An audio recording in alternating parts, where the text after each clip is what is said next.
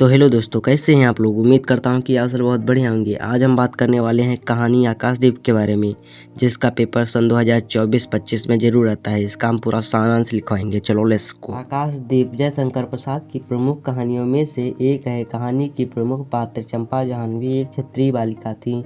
इसके पिता मणिभद्र के यहाँ पहरी का काम करते थे। माता का देहावसान हो जाने पर चंपा पिता के साथ नाव पर रहने लगी।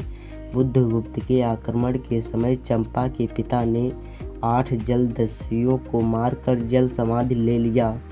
1 महीने से वह नीले आकाश और नीले समुद्र के ऊपर निसहाय अनाथ होकर रह रही थी। मणिभद्र ने चंपा को बंदी बना लिया था, जिससे चंपा और बुद्धगुप्त दोनों नाव पर बंदी थे। रात्रि में समुद्री आंधी में नाव डगमगाने लगी। इस समय वो दोनों अवसर पाकर इसी समय वहां से भागकर एक नए द्वीप पर पहुंच जाते हैं। तभी चंपा ने बुद्ध को अपना परिचय बताया। चंपा और बुद्धगुप्त ने उस द्वीप को अपना स्थायी निवास बनाया।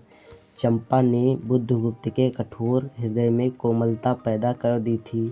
चंपा प्रतिदिन समुद्र के तट पर पहुंचे स्थान पर दीपक जलाया करती थी। एक दिन बुद्धगुप्त ने पूछा कि तुम ऐसा क्यों करती हो। तभी चंपा ने कहा, मैं अपने पिता के लिए भूले भटके लोगों को पथ दिखाने के लिए दीप जलाती हूँ। एक दिन बुद्धगुप्त ने कहा, चलो देखते हैं कि चंपा तुम मेरी प्राणदात्री, मेरी सर्वस्व हो। अब हम अच्छे से रह सकते हैं। चंपा अपने पिता की मृत्यु की बात को स्मरण करते हुए बुद्धगुप्त को फटकारती है और कहती है, मेरे पिता को मारने वाले तुम अपने देश चले जाओ। बुद्धगुप्त चंपा के पैर पकड़ता है और कहता है कि मैंने तुम्हारे पिता को नहीं मारा, परंतु चंपा नहीं मानती। अंततः बुद्धगुप्त अपने देश चला गया और चंपा उसी द्वीप पर आजीवन रहने लगी। इसका निष्कर्ष देख के क्या निकलता है। निष्कर्ष है, चंपा ने अपने घर की इज्जत और पिता के सम्मान को रखने के लिए बुद्धगुप्त को त्याग दिया। चंपा ने बुद्धगुप्त को अपने प्रेम से सीधा साधा इंसान बना दिया। चलो अब देखते हैं महत्वपूर्ण आने वाले प्रश्न, जो जैसे दोहा किसे कहते हैं।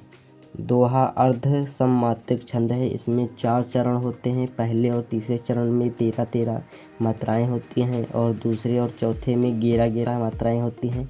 उदाहरण, श्री गुरु चरण सरोज रज, निज मन मुकुर सुधारी, बरनहु रघुवर विमल जसु, जो दायक फल चारि।